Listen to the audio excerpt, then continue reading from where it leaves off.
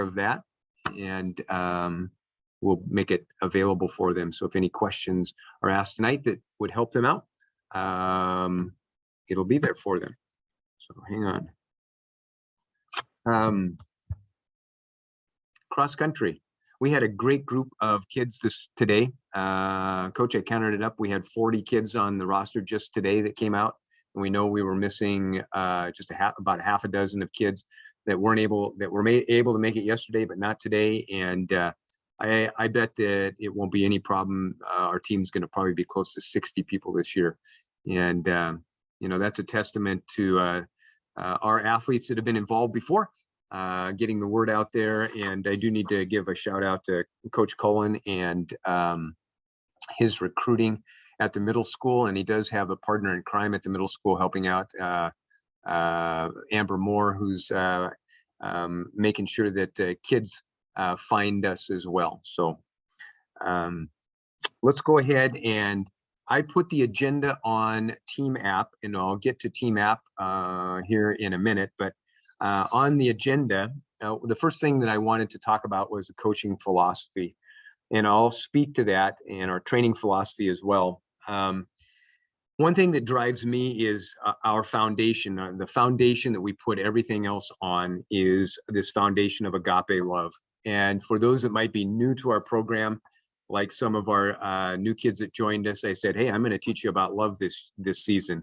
And I said, that probably sounded weird coming from a coach, but really the foundation of what we talk about, agape love, is about how you treat other people and what you do. And it's about being patient and kind and humble and selfless and committed and respectful, honest and forgiving. And if we can do those things through the vehicle of cross country, or quite frankly, our subjects in school, I think we're building people in all of those places. So that's the foundation of where this program operates from. We do train athletes to run really fast for 5K, and we take pride in that. And over the years, we've been pretty successful at doing that. And we've had more than 80, I think those of you that were at the awards night, I think that was 87 of our athletes have gone on and competed in college. 18 of them have competed at the Division I level. All of those 80 some have gotten some financial aid, scholarship wise. So over the course of 30 plus years, that book right there. Those kind of things have been, that's a product thing. That's not something that is like a goal. That happens because of the other things that we're doing, I think. Do we want to win the race? You bet. We are compelled to race and train as if to win the race, and we're going to do our best to do that. It's not going to be at the expense of our foundation. It's not going to be at the expense of the health and well-being of your sons and daughters. And Coach Cullen and I listen to and study, but we're listening to a series of podcasts. And one of the speakers in the podcast that we're listening to right now his name is Steve Magnus, and he's worked with some of the world's best distance runners. And he reflects on, he was a super stud high school athlete, like the best miler in the nation when he was in high school, and talks about his whole experience. And he really is emphasizing right now, and the one that we're listening to, about how leaving athletes with something for the next level is important. That's always been a part of our philosophy, is that we're going to do really well at the high school level, but the best races, the best performances are going to happen when your sons and daughters, if they choose to go on and run in college, or if they choose to run on their own. We want there to be joy left in what we do, and that's not after they graduate, and that's not true for all programs. I know that there are some, and they are well respected, and they are well respected for their success, and they speak at clinics, and they say our number one priority is to get the absolute best out of our athletes while they're in high school. And that makes my skin crawl a little bit. And I cringe at that, because if the joy's gone after high school, who was really enjoying that while it was going on? Probably not the kids. So, but will we run fast? You bet. Will we do our best? Absolutely. Will we struggle? Most likely all of us are going to struggle at some point, and that's okay.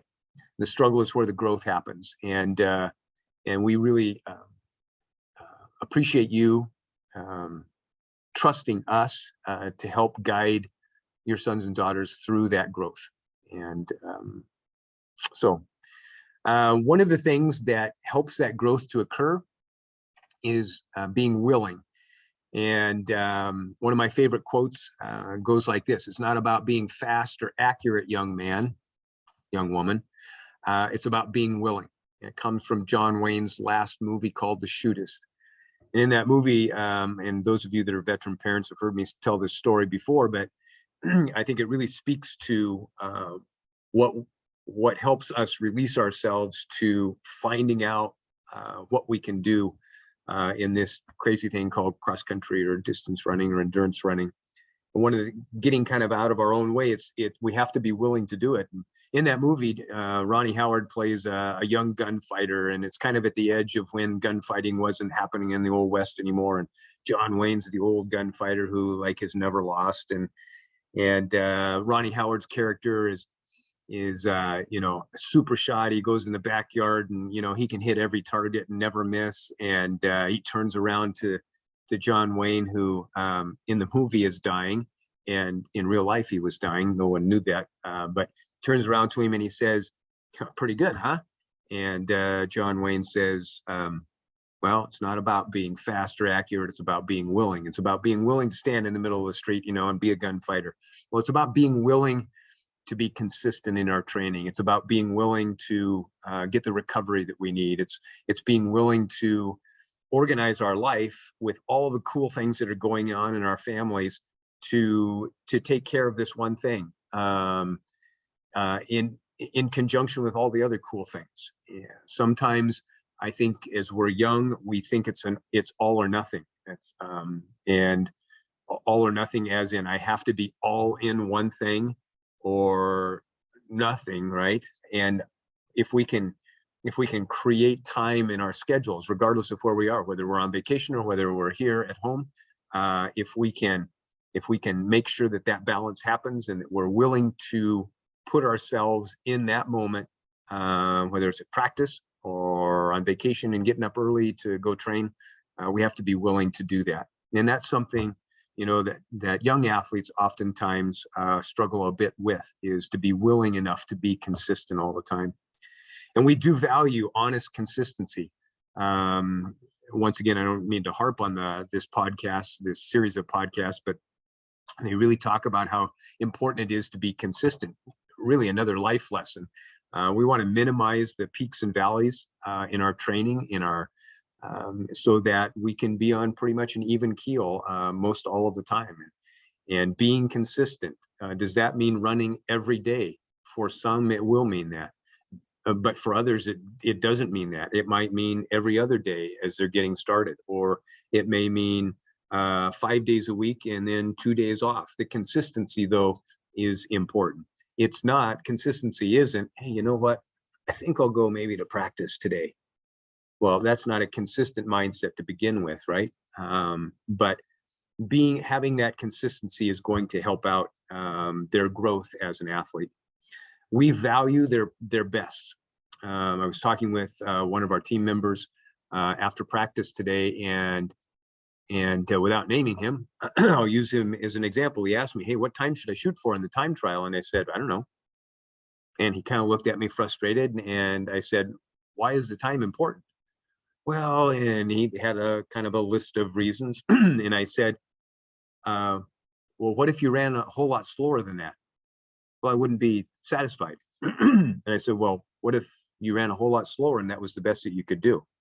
"Well, yeah, but," and I had to remind him that our personal best at the time can be different than what we've dreamed it to be, different than what the paper might say. Maybe it's going to rain. By the way, it probably will tomorrow. Maybe the wind is really blowing. Maybe we, had a bad slice of pizza for lunch. All kinds of things, right, can happen. If we do our best, that's our best. If you win the Olympic gold, you're the winner. And everybody else is, I told him, I said, everybody else in the race is a loser, right? And he kind of looked at me because I've known this person for quite a while. He looked at me because there was a next step. And I said, well, what if every person in the rest of the race, all 15 other runners, ran a personal best? And he smiled because he got it. The personal best is important. So we really value people striving to get their best in a workout, not necessarily to break the workout, but to have a personal best at that. Maybe it means, hey, I could only do one of these things before, and today I can do 2 of them. I could only run a mile the first day, and now I can run 5 miles. And all of that kind of comes with the other things I'm talking about: being willing, being consistent. And another philosophical thing we have in our program is we welcome everybody. Absolutely everybody. It doesn't matter whether you're fast or slow. We're going to teach you how to run. It doesn't matter, what your grade point is. Well, you got to be passing your classes, and we do a pretty good job at that. It doesn't matter where you find yourself trying to figure out life. Everybody's got a place on our team. We welcome everybody. And in doing so, everybody lifts everybody else up. And because of that, the hard work, maybe the toughest sport there is, right? Maybe not the most brutal, but the toughest sport there is. If everybody is helping lift each other up, we can accomplish more than we think we can. And sometimes it only takes a few words from somebody else on the team to help lift you up when you're not feeling good. So we value everybody for what they bring to our team. Our training is progressive. We have some brand new runners on our team, and that I'm super excited for them because they're going to figure out they figure out how to do drills. And I kind of told coach today, I said, hey, I think we can dance, because they're learning how to do drills, and some of them are learning how to run. And it's going to, the challenge will continually get a little bit harder, but not like every day. Today we had in what would be considered a recovery day or an easy day. Yesterday would have been considered harder. And the kids kind of already know now, oh, there must be a pattern. If there's a hardish day, it might be probably followed by an easy-ish day, a recovery day. And then after that, there might be a harder day. And that is important. Not to go too far tonight, but we get faster actually on the recovery days. We get better at it when we rest, which is maybe counterintuitive. We have to do the hard work ahead of time, but we get better when our body says, hey, this person's going to do this again. I better adapt to it. And in that recovery and that adaptation is when we get better. So recovery is super important. And I think they were starting to get that today. And I already mentioned that we'll train and we'll race as if to win the race. There are people on the team that should stand on the podium at the state meet. I'll just say it. And potentially even a team as well. We'll train to do our best. Remember, though, we're not going to do that at all costs. You will see your sons and daughters give their all, but they're going to be left with the joy of running, the joy of competing, the joy of being around each other, and the potential, if they choose to continue to run after high school. Okay, I talked a lot right there. Do you guys have any questions so far? Coach Cullen, Coach Justine, anything? All right. The next thing I'd like to talk about is our communication. Obviously, we're doing it via Zoom tonight, and it's a great tool. But on a daily basis, the best place to find all of the answers is to go to Team App. And it's available to all of you. And it looks a bit like this. And if you are not familiar with this, you can go to your app store, look at Team App, find a Lakewood XC, and follow the prompts. It'll send the administrators, I think that's Coach Cullen and I, it'll send us a prompt and we'll okay you. Once you get it either on your phone or you can use the website at home, like I am right now, you'll find a whole bunch of things that will be helpful for throughout the season. Let's go to one that's probably on your mind, like when do they do what they do and where do they do it? If we go to events, maybe, it'll take you to a running list of our events. But if you're a calendar person, because you like to see everything at once, there it'll tell you what we're doing. So today's the 8th. There's our parent meeting right there. It says we're practicing at certain times the rest of the week. And then the Saturday practices, those are, we're calling those champion workouts. And our veterans will organize those. But I asked the veterans earlier what time would be good on Saturdays, and they kind of said 10 o'clock. So the where will be up to them. So I just need to, the coaches need to let you know that on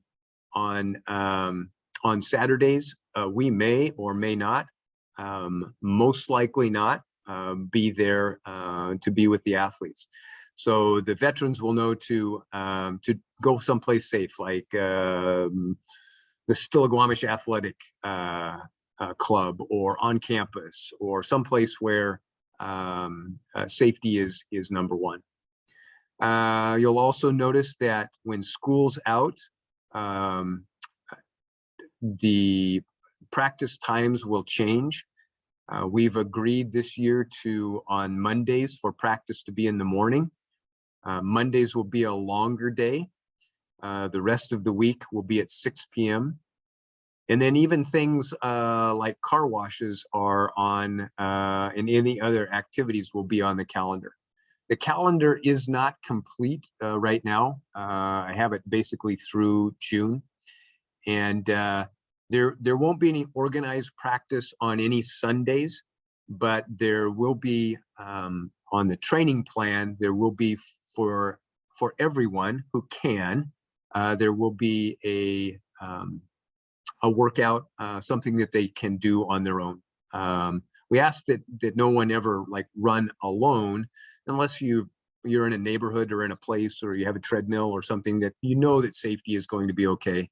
But we ask that people at least are in pairs when they join, when the coaches aren't around. Any questions about the calendar on Team App? There are other things there. Another kind of calendar kind of thing would be our schedule for the season.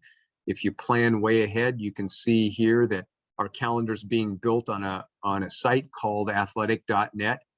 And if you really want to geek out with all of the stats for a whole bunch of years, you can click on that and you can see the stats go back to, I think, 2004, pretty deep. But you can see some of the things that, some of the meets that we'll be going to.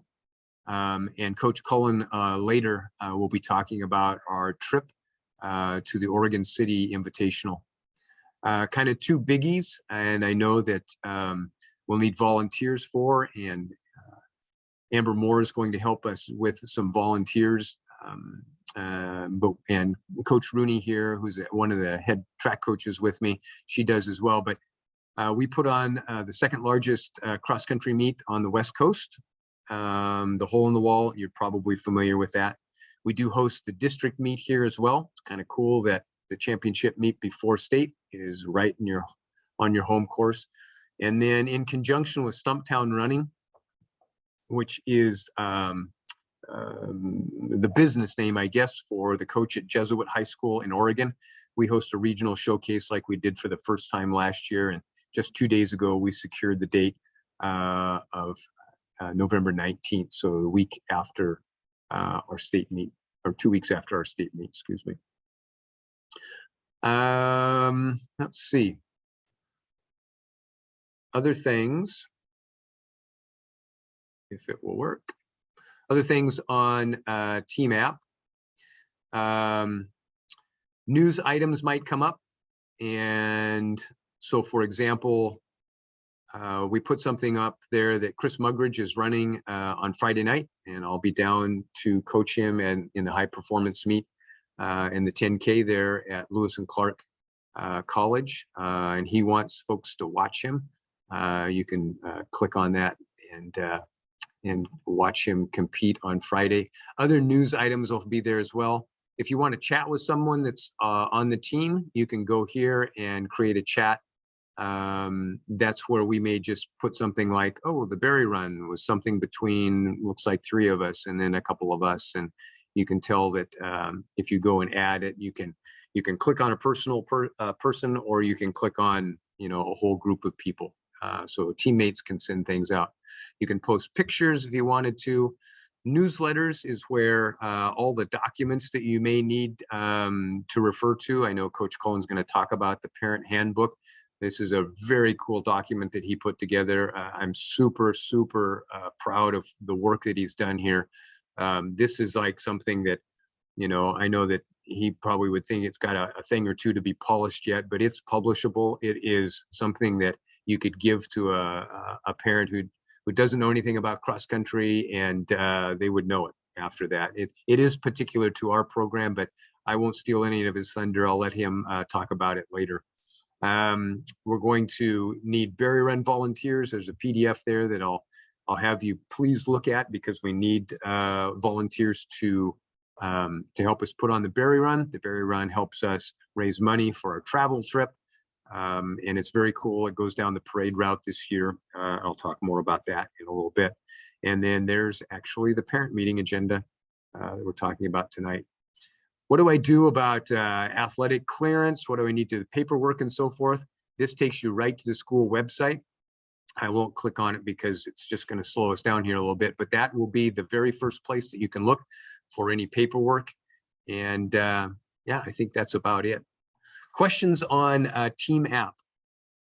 Once again, if you haven't already gotten on Team App, we hope that we really want parents and athletes to be there on it so that we can communicate with you.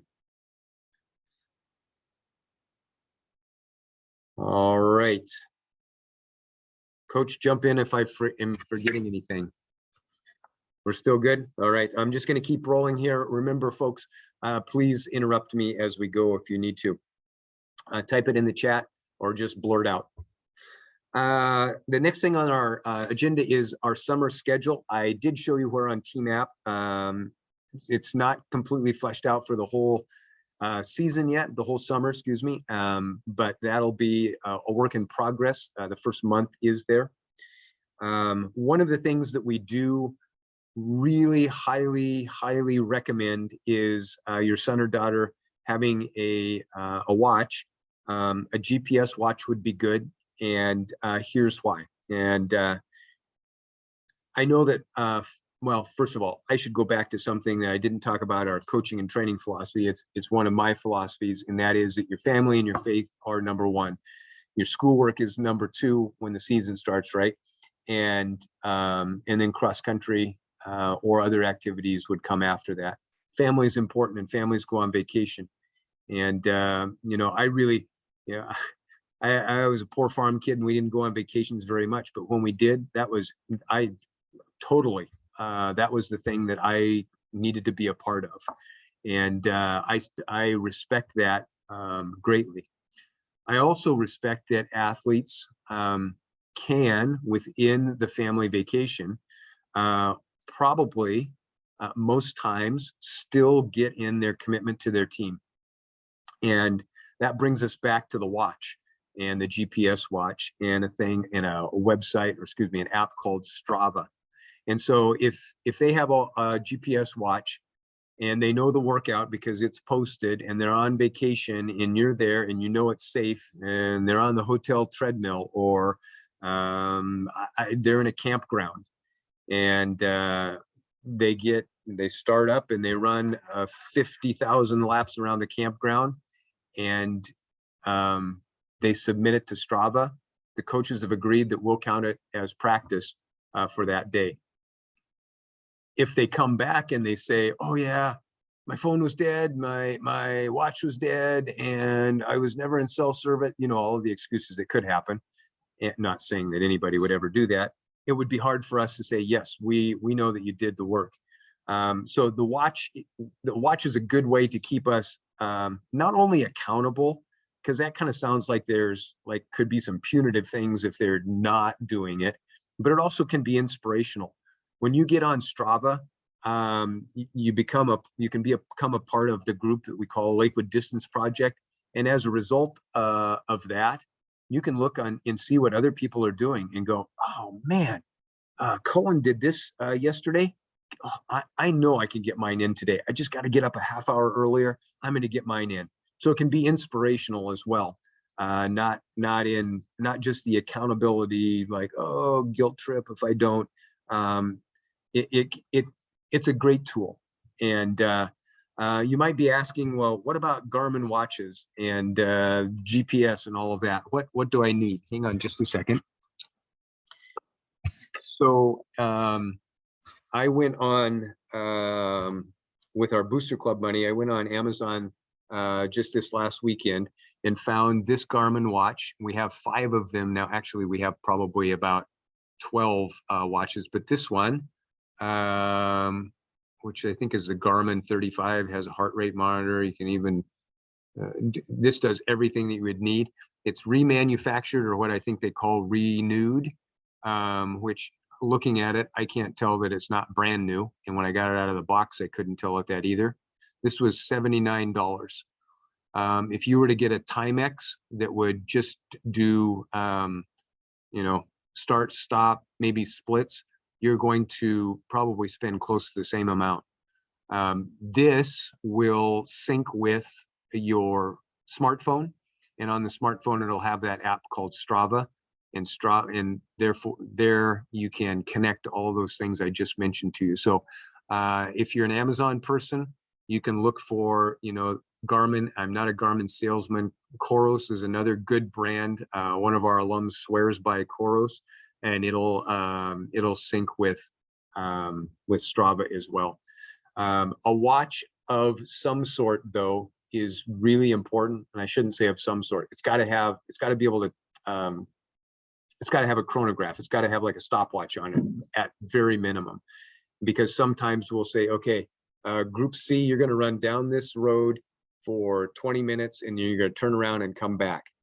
And you know where I'm going. You have to be able to know when 20 minutes is up. So that's important. If finding one, if it's too expensive to do that, totally understand. That's why the club raises money, and you can borrow one if you need to. They're here in my classroom. So a couple of things in the chat have come up here. The first one, I think, was, when's the berry run? The berry run is June 18th. June 18th. And then a second question here is, will the watch say it's compatible with Strava? I can't guarantee that it will, but it's good to look for one that does say that. Most Garmin's are compatible with Strava. I think almost all of the models in Coros are also compatible with Strava. But that's a good thing to know beforehand. Yeah, and of course, yeah, find a coach and ask us if you need to before you buy it. More money is not always the better thing. You can spend hundreds of dollars on a Garmin or a Coros or any GPS watch, right? You can spend hundreds upon hundreds of dollars and you get lots of bells and whistles, and they're really cool. It's just probably more than you need for running cross country. Questions on watches? Coach Cullen, I think you're up, partner. All righty. I'm You want me to put? bag of treats right now. All right, let me go ahead and share my screen here. All of a sudden, everything. There we go. Okay, so Coach was saying that I made this handbook. I hope that you can see it. I'm not going to go through all of it because it's a little bit longer than is appropriate to go through the whole thing. But this is posted in Team App, and Coach showed you where that is.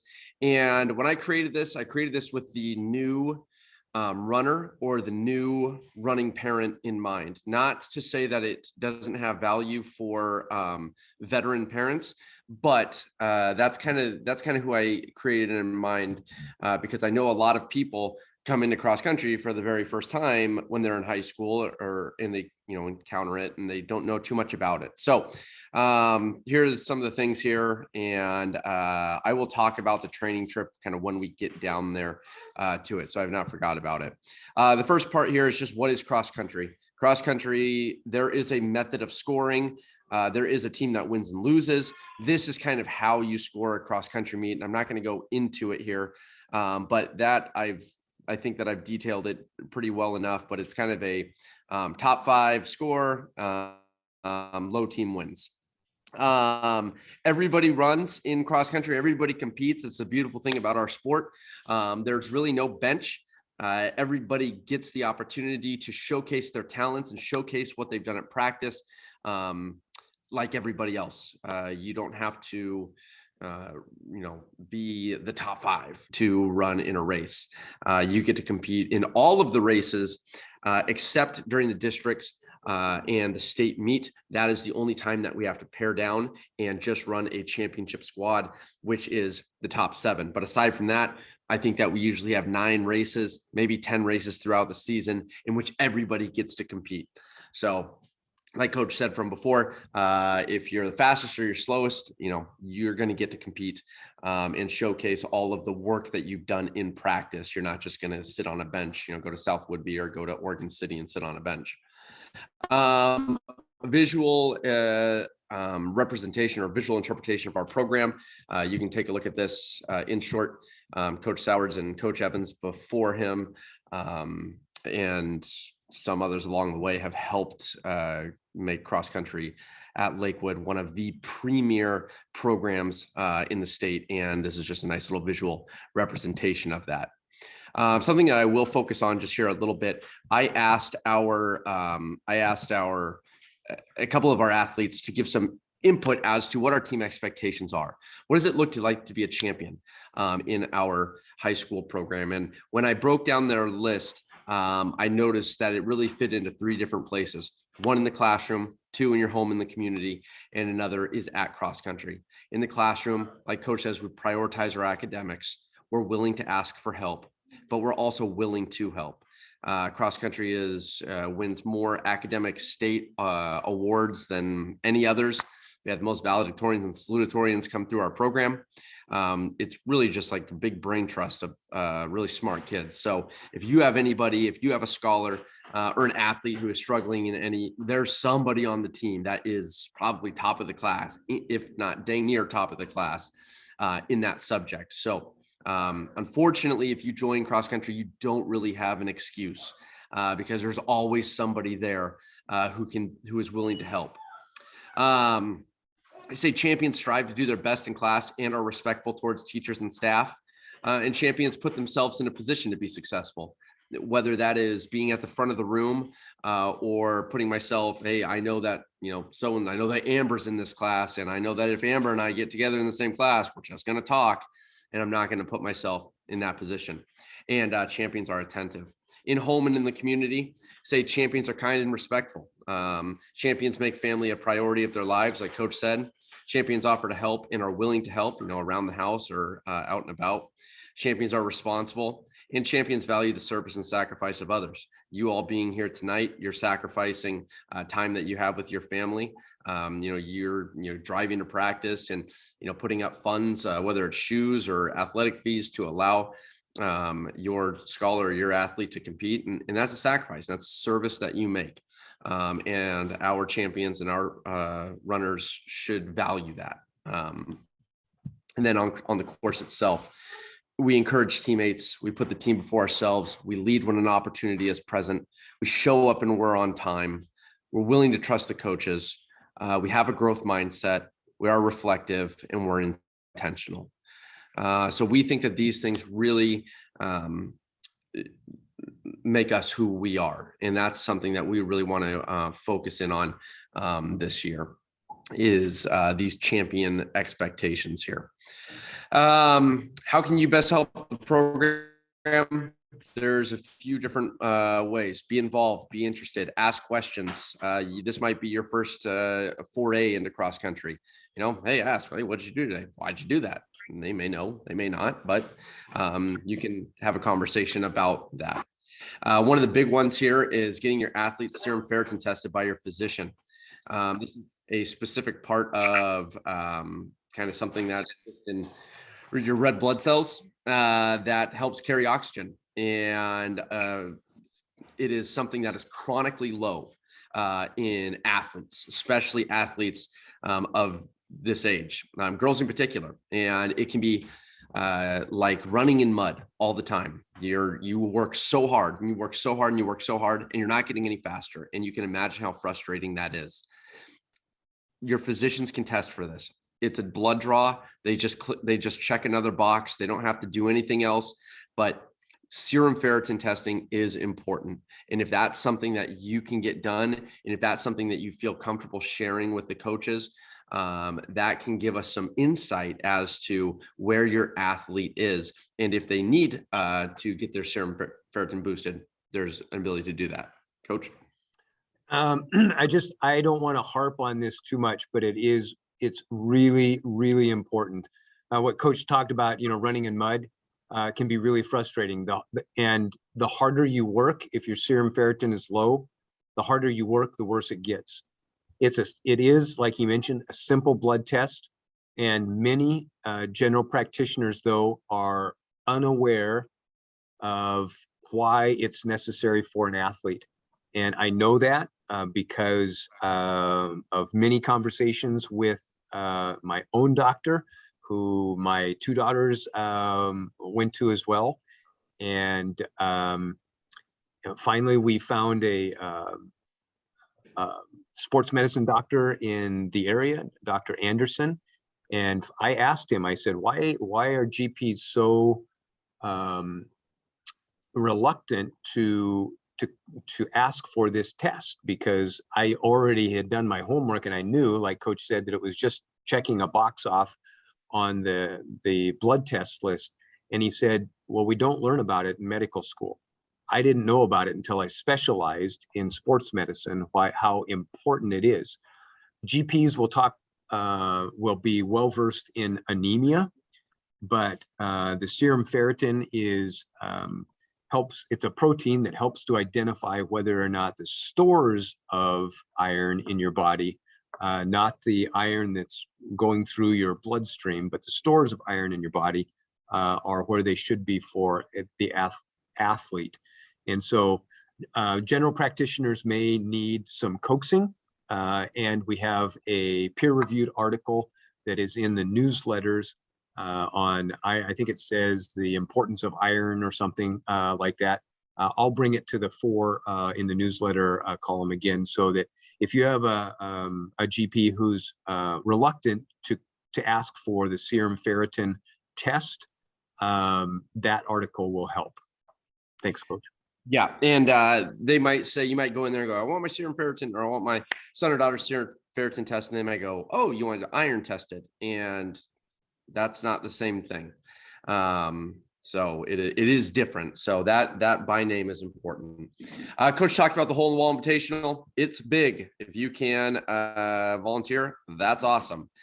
It's the only reason it is successful as it is because we have excellent volunteers. And oh my goodness, do we have wonderful volunteers that help it move so smoothly. That's the reason that it is successful, and that's the reason people keep coming back. So if you can volunteer at that, or somebody who would like to, awesome. The Liquid Distance Project is a kind of a rallying point that we have for our middle school program, our younger kids.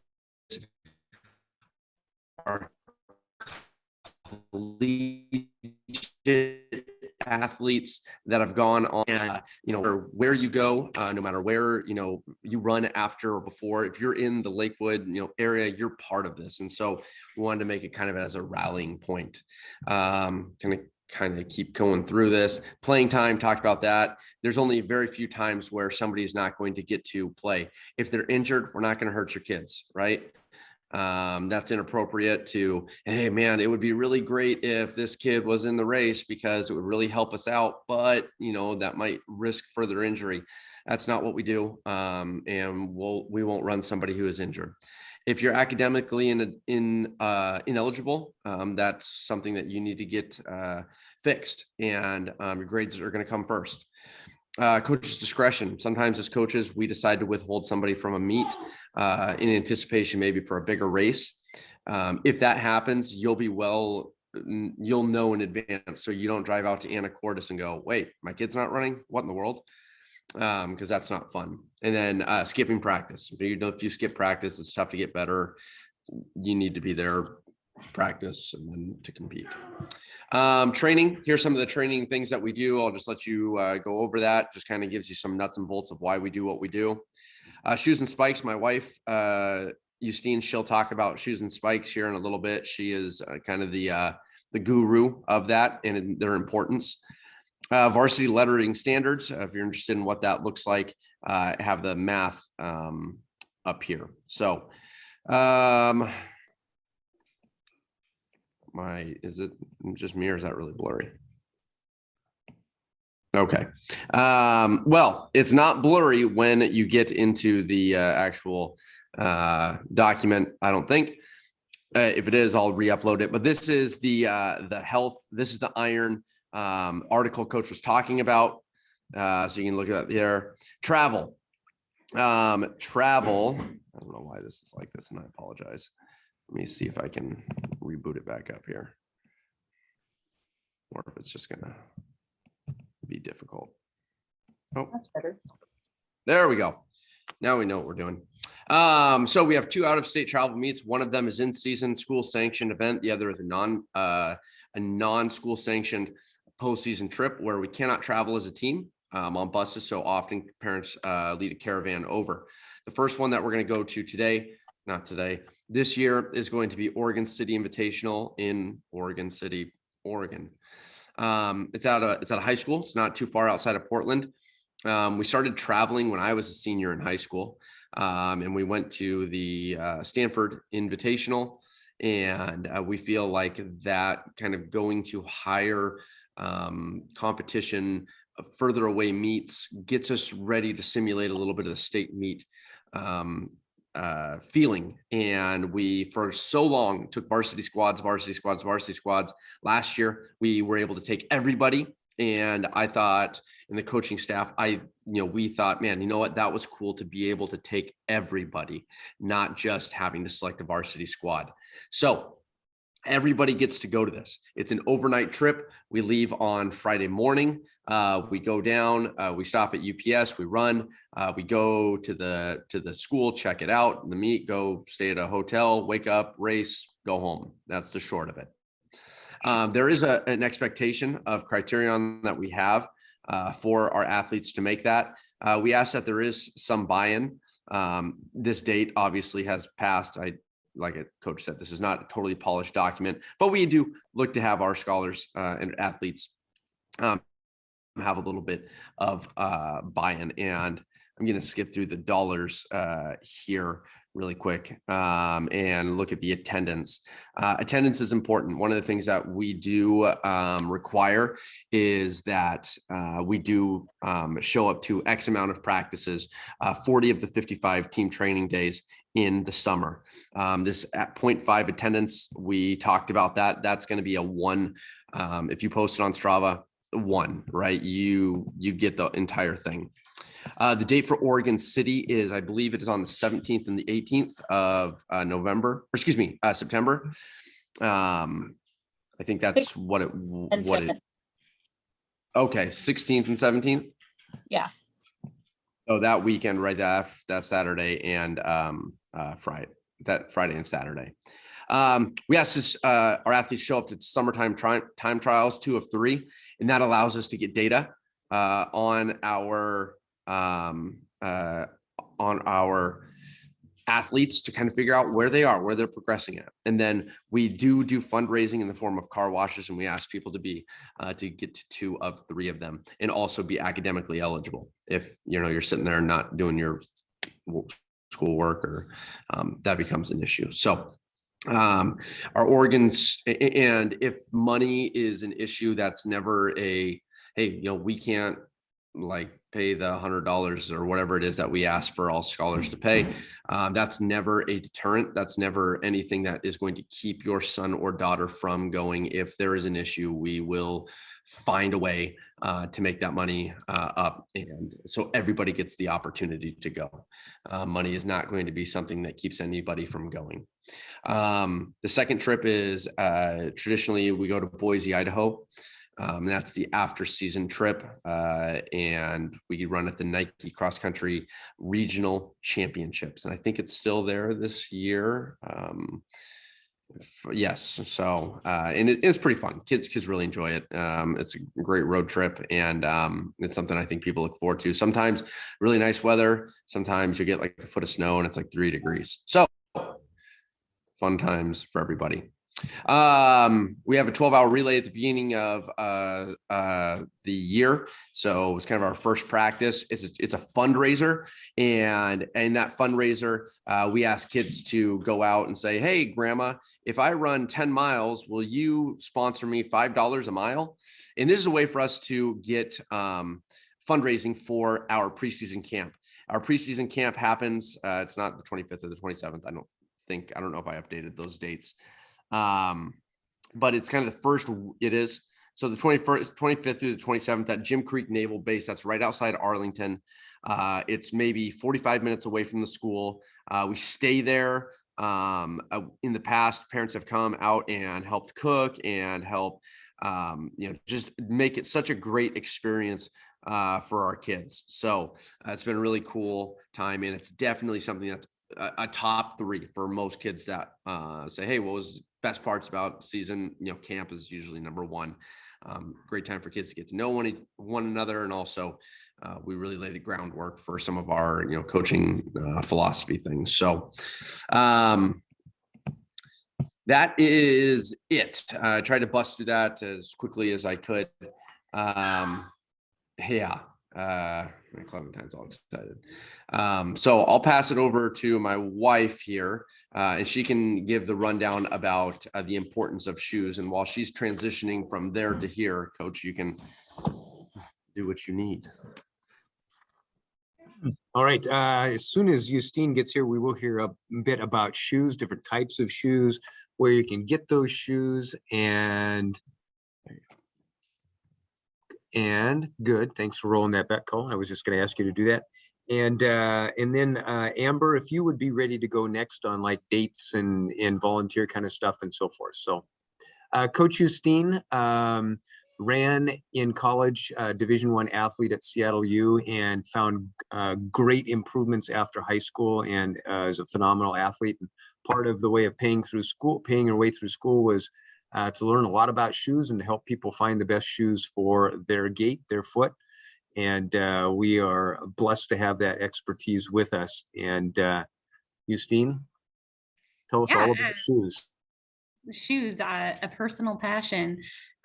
Shoes are, well, first off, we're really fortunate in our sport that there's not a ton of equipment that you need. But one of the most important pieces of equipment you can invest in is a good pair of shoes for your athlete.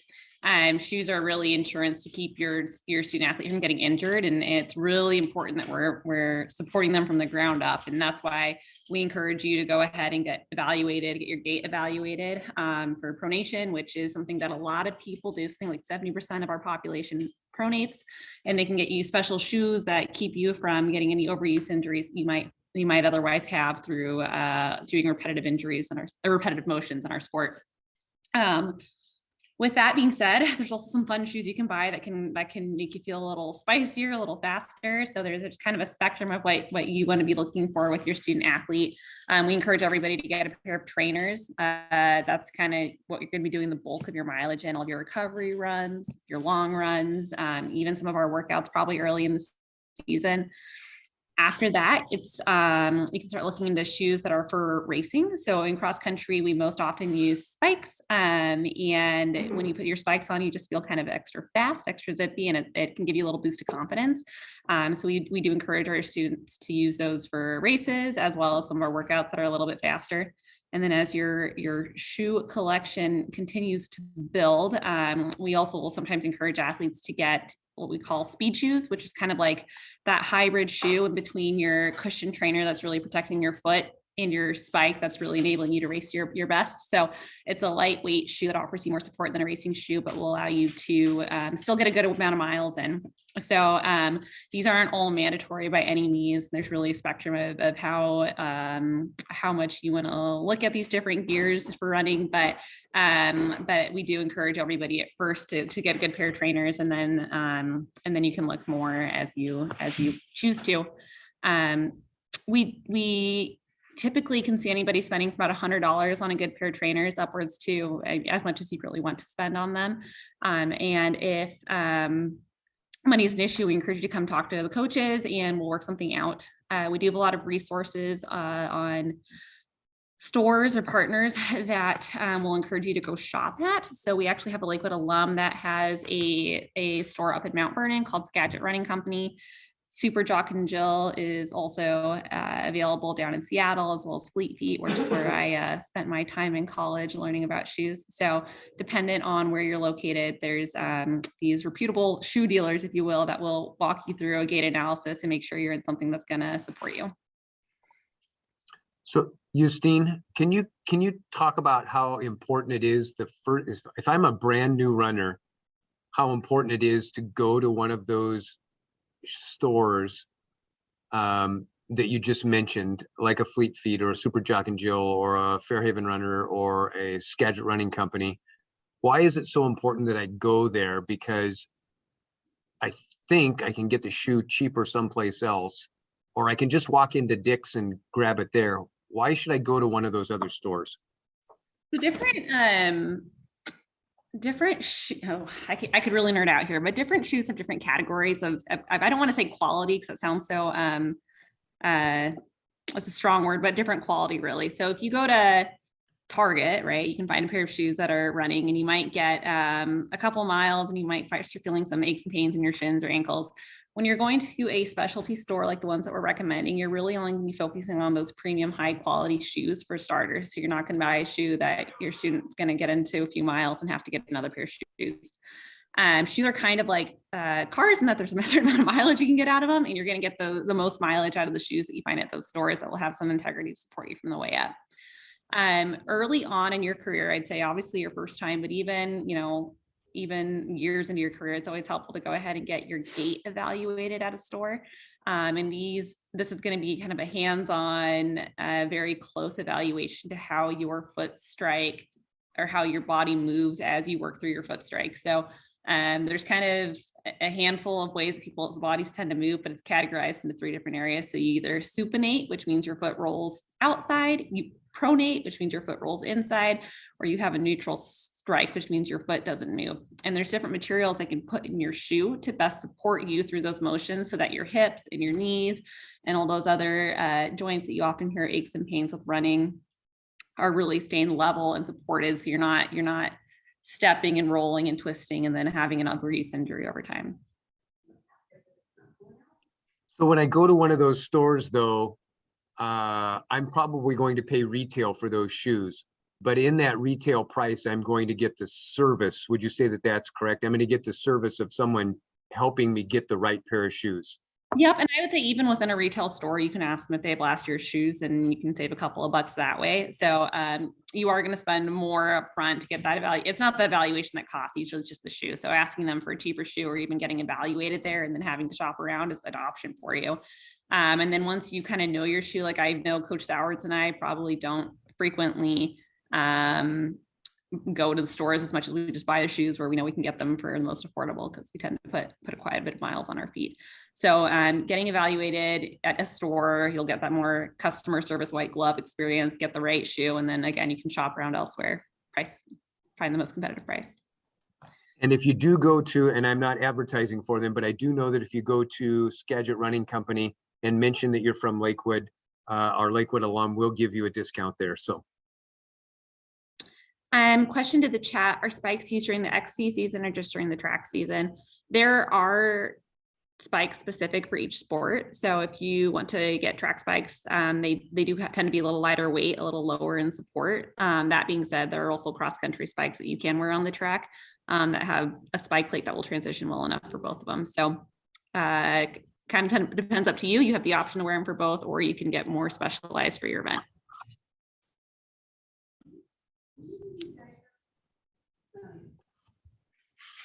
Any other questions around shoes I can answer? All right, Coach Justine, thank you very much for that. That was really informative. And if you guys do have any questions, you know how to get a hold of her. We can do that through Team app, or if you aren't, comfortable with that yet, just ask at practice, and we can send it home with your son or daughter.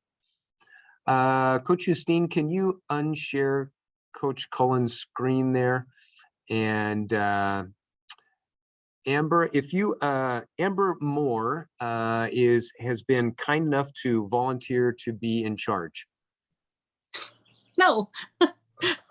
Oh, but she's been kind enough to volunteer her time to help organize if we need it, and to do different things, and to seek out help from all of you. Not that we can't, but it does help us to have someone that's so willing to do this. We can spend a little more time coaching your sons and daughters. And Amber, if you would kind of talk about, some of the things that you're already working on, some of the needs that we already have, and what our parents can do. Okay, so we have 3 car washes this summer. Our first one is going to be June 25th from 10 to 2. It's at the 76 station, and then also Firestone. We kind of do, competitions, either boys against girls, or we have teams, or either Coach Soward's team or Coach Cantwell's team. Anyways, it's a lot of fun. So the first one is on June 25th. The second one is going to be July 16th from 10 to 2. And then the third one is August 13th from 10 to 2. With those, we do need some parent volunteers to come and help. We also need drying racks if you have them. They help a lot with getting the towels dried. We need hoses, the hose links where you can put it in and then it splits off, so we can have 2 hoses out of one faucet. Amber? Yeah. The team does have, and it's in my shop at home, but the team does have a couple of hoses, a bunch of brushes, a ton of towels, and some of those Ys already, and soap that's been left over and donated. So we have a bunch of things, supplies already. But the things like the racks, definitely, we always need the racks to help dry things out. Okay, perfect. And then, so we have the 3 car washes, and then we have, I know that for some people, it's really hard to get your kids to and from places. So if anybody's willing to help carpool to practices and stuff, just let me know. I can put in the teams my email and my phone number. You can either text, call, or email, whatever you feel best. And then we need a carpool on Monday, June 20th. We are going to be running from Getchell Trailhead up the Centennial Trail, and we're going to run north to 152nd Trailhead. So we need parents to help out transport athletes from like Lakewood High School up there.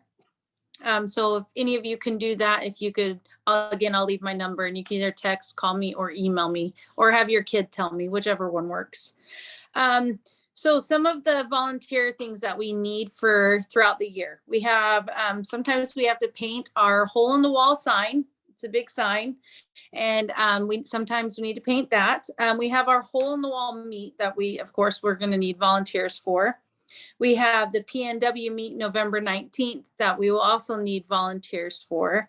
And then trail maintenance is going to be coming up. And that's our cross country trail. We have to cut back some blackberries and do a little bit of yard work out there. So we could use some volunteers as well for that. We also have uniform handout and then uniform putting away that we could use some volunteers for. And then a fun one that the cross country team does that we were introduced to because we're new from last year is Taco Tuesday. So last year there was a couple of families that volunteered their homes and they did Taco Tuesday with the team. And you can do that too. It's great. Yeah, the kids come over, the team comes over to your house. You can make up the hamburger. You can ask people to bring either, tortillas or salsa or whatever you like. And then we all just get together and we have a good bonding moment for Taco Tuesday. So those are all the things that you can volunteer for. And you can just let me know if you can do any of those. It would be great. Awesome. Thank you, Amber. And You're since we're on the volunteering right now, I think the coaches, we want to, I'll start and coaches chime in here. But one of the first events that we will need some volunteers for, probably about 30 people total, will be the Marysville Berry Run. We've put it on for many years. This may be more than 15 now. But we've done it at the old plant farm. We have done it at the Tulalip Amphitheater, and it's never quite felt like it connected to the Marysville Strawberry Festival. And way back in the day, I remember running in the Berry Run when it went right down the parade route right before the parade happened, which is really a cool thing because there's people that are there waiting for the parade and they're cheering all the runners on. And I've worked with MaryFest for all of those years, hoping that we could bring that back. And they finally said yes, right before COVID happened. And then we had to put a pause on things. And so we're able to run the Berry Run down the parade route this year. It means that we have to have a few more volunteers to make it work. We have to have some course marshals, which can be athletes with a parent. We have to have some people help set up the start line where people will pick up their bibs, and day of race there as well, and people at the finish line. If you're not familiar with where the MaryFest parade goes, it goes, well, we will start at 80th, which is Bry's Appliance, and head south to 5th Street. And if you do just that length, it's a mile. And if you're doing the 5K, you'll go down to 5th Street from Bry's, go back to 80th, and then back to 5th to finish there. And 5th Street between 5th and 6th is where Comfort Park, which is all under construction right now, but that's where that's at. So we need quite a few people to help us out. The crowd control part is what MaryFest was most concerned about. And so those course marshals that we'll have out there, you get to wear the cool yellow jacket, you stand out like a beacon, but helping protect our runners. Those are really important, but everybody's important there. But that was something that MaryFest was most concerned about. You'll find under newsletters, you'll find the volunteer list. And I didn't make it pop, you can't populate it there, but you can see where there are opportunities to do that. Every block, we need to have at least 2 people. We need to have 4 or 5 or 6 people at the start and the finish. There's some setup and so forth. Please look at that document and then just email me, text me, or through Team App. Let me know where you can help us out. The time commitment will be no greater than the earliest something will start, because it'll all be ready for help 5 o'clock, and we have to be cleared off of the course and everything picked up by 7:30. So all hands on deck makes it go quick and a good experience for the people that are racing. So please look at that document under on Team App under newsletters and let me know how you can help. In the chat, let's see, it says, how are the registrations going? The registrations right now, I looked right before the meeting started. We have 108 people. It was kind of slow going for quite a while. I think the word's kind of gotten out that it's going to be fun and go down the course, the parade route. And I think runners, the word will get out next year, and I wouldn't be surprised if we easily double the field, if not more than that. And that'll be a fun conversation to have with Merryfest, to be able to take the whole road up rather than we're kind of relegated, but we get the west 2 lanes this year. So, but yeah, we're at about 108 or so. I suspect a few more before the pre-registration closes the 9th, midnight the 9th. So if you can help out with that, like I said, please let us know. Finally, one last place, we should have done this before and I apologize. But on Team App, there is, this says sponsors, and under sponsors, you'll find a place, Gear Up. And Gear Up is a company owned by one of our alums who has been incredibly generous to us and supportive of what we do. It's Mac Levere. He would cringe at me mentioning his name, but he's very, very supportive of what we do. And there's 2 places you can go to find things for our program. And if this will load, I'll show you. You can get, this may take us to both of them right here. Click on that icon and you can get distance project wear, or I think the other one might be, is it the same place now?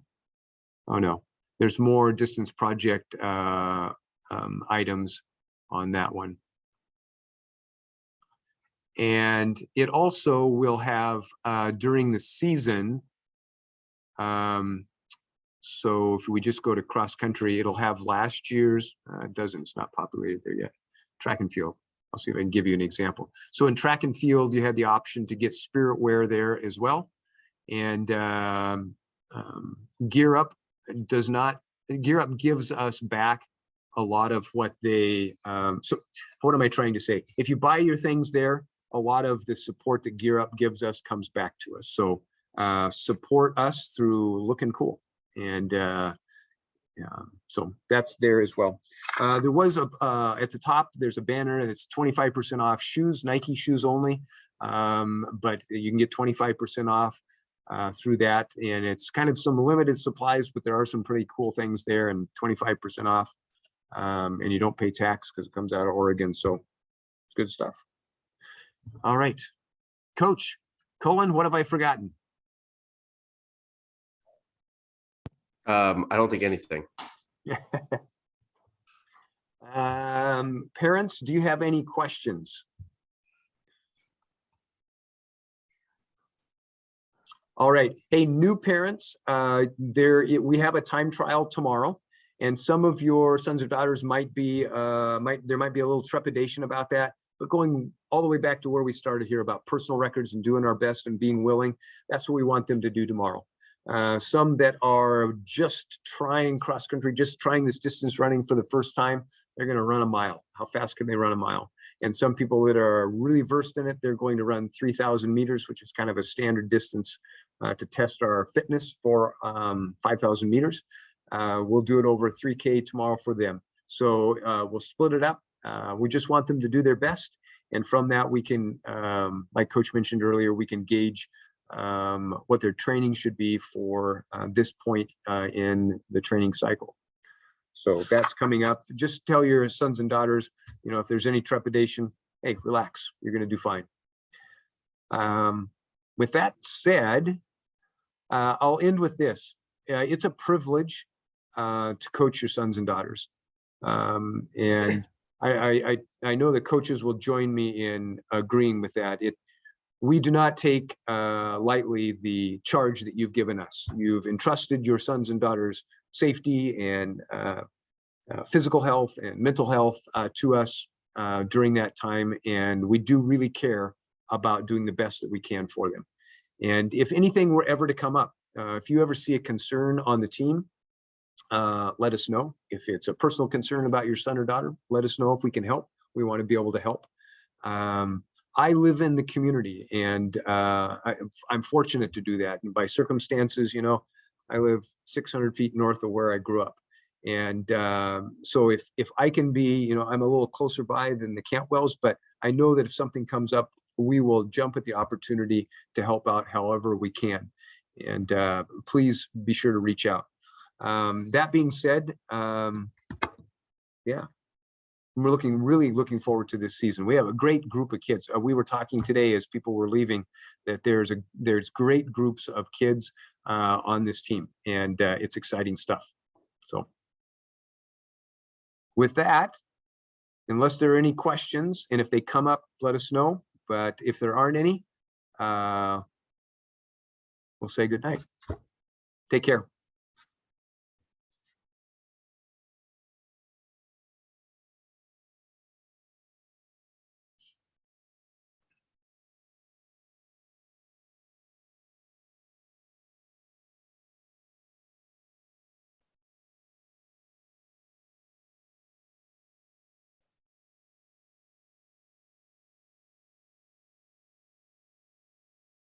Hey, Amber, thank you very much. That was great. And You bet. I hope the parents reach out and you know, volunteer to help out with those things. And you know, sometimes it might just mean reaching out again and helping them understand what it means. You know, they're willing, but they don't know what.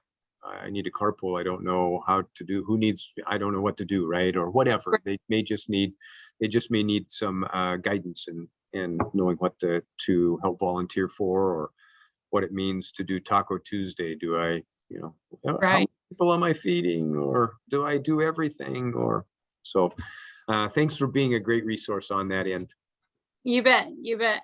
With the calendar, I didn't notice that you had, I guess I need to look at Team App better. I didn't realize that there was a calendar on there. Oh Should I yeah. one? Pardon me? I wonder if that one prints. Could I just print that one for everybody? That's what I was thinking, that it might print, and I'll try that after the meeting here and see if it does. I suppose I can try it right now, and so we'll know.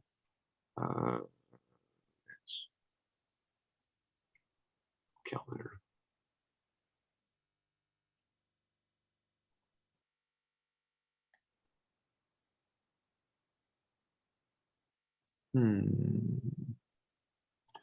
Well, it doesn't have a nice, cool print icon, but let's see if it'll work. Okay. I mean, if not, I did start one, but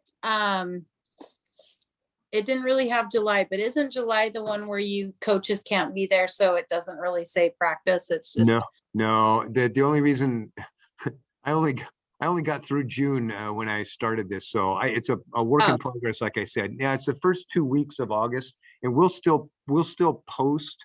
We can still meet, but we can be there only for safety week, and by that time, kids will know what to do, and we'll be there for safety. Yeah, there's not an easy print option there. I'll keep looking to see if there's a better way to do it, but okay. Yeah. And I can always be there too. So if you just need an adult present. Yep. Awesome. I'm no at all. So hey. Very cool. All right. Okay. Thank you very much. We'll see you soon. Okay. Bye. Okay.